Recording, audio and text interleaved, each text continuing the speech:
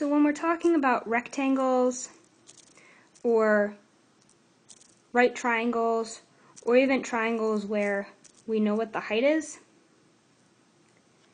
we can figure out what the area is of these things. Let me make this one a different color. Because we know the formulas. Formula for a rectangle is area equals length times width. For a triangle, it's 1/2 area equals 1/2 base times height. The trouble is, what happens if we run into a triangle, say for example one that looks like this, where we don't know what the height is. Let's say we know an angle, x, and we know two sides, a and b, but we don't know what the height is. So for example, let me put in numbers here just to show what we know and what we don't. H is what we don't know. Let's say we know that this is 6 and this is 4 and this is 30. So we know those three things, but we don't know the height. So what is the area?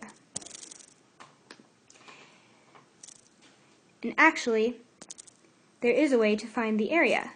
The area is, I claim that the area is 1/2 a times b times sine of x, or let's call it c. Okay, let me draw a triangle to represent what's going on here. I'm claiming that in a triangle that looks like this, the area of this triangle is A, one side, times B, another side, times the sine of C, the angle that is in between those two sides. So we've got an angle and we got the two sides that are right next to it, that are adjacent to it. Okay? So what we're going to do is look at, is this formula true or not? Or how, well, the formula is true. How do we get the formula? So let's look at our triangle here. This line down the middle is our height. We don't know what that h is. We do know that the area of a triangle is, let's make this a different color so we can read it. Okay, the area of a triangle is 1/2 times base times height. Okay? Here, the base is b, so we're just going to leave that. This b is this b right here. Okay? So we're just going to leave that b alone. That's great. We know what it is. Here it's that 6. We don't know what the h is. And we can't use the Pythagorean theorem to find out what h is because we don't know what this length is right here. We have to know 2 of the side lengths to be able to find that h. So in this example up here, we know that this whole bottom is 6, but we don't know what this section is.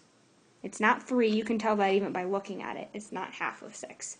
And we can't tell what fraction of 6 it is, so we can't use the Pythagorean theorem. So, instead, let's try using trig ratios. So trig ratios, sine of c would be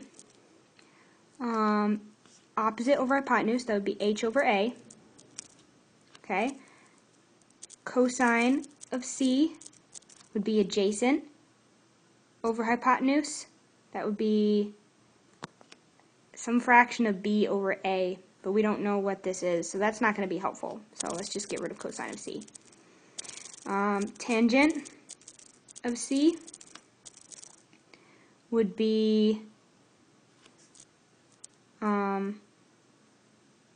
opposite over adjacent, so that would be h over, it'd be over this side again, so we don't want that one either. Okay, so that leaves us with sine. The question is, can we do anything with sine? Well, it's got an h in it. We do want to get rid of this h. So let's solve this equation for h. To multiply both sides by a, we get a times sine of c equals h. So if we plug that into our equation here, a equals 1/2 times b. Instead of h, we're going to plug this h in here. We're going to put a times sine of c. So, let's compare this here. A equals 1/2. Can put the a and b next to each other, and then sine of c. If you look, these formulas are exactly the same. Half ab times sine of c. So you can see that that's where we got this formula. We drew a line down and labeled it the height, and then we found that sine of c is going to be h, the height, over a, the hypotenuse of this triangle here. So we solved that for h, and then put that into our formula here to get the new formula for area.